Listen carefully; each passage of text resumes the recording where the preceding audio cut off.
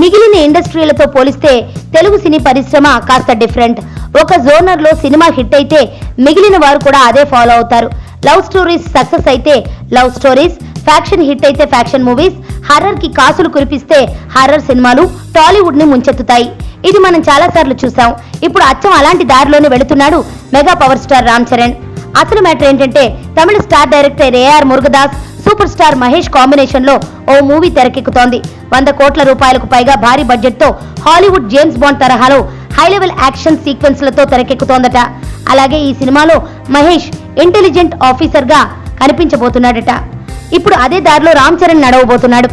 Indian top directors లో ఒకరైన మణిరత్నం దర్శకత్వంలో చరణ్ నటించబోతున్నాడట. ఈ మూవీలో మహేష్ లాగే ఇంటెలిజెంట్ ఆఫీసర్ గా కనిపించబోతున్నాడని film Nagar talk. At present Sukumar దర్శకత్వంలో రేపల్లి చేస్తున్న చెర్రీ ఆ ప్రాజెక్టు పూర్తయిన వెంటనే మణిరత్నం సినిమాని పట్టాలెక్కించే అవకాశాలున్నాయని మెగా కాంపౌండ్ లో గుసగుసలు వినిపిస్తున్నాయి.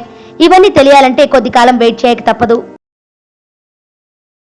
సుబ్బు, నీకు తెలుసా, నాకు ఎర్లీ మార్నింగ్ ఒక కల వచ్చింది. నువ్వు నన్ను జ్యువెలరీ షాప్కి తీసుకెళ్ళి వడ్డానం కొనిచ్చావంట. ఏ టైంకి? గుర్తులేదు సుబ్బు, 5 అనుకుంటా. అదే మరి 5కి మీ బాబు వచ్చి బిల్లు కట్టినట్టు నాకు కాల్ వచ్చింది.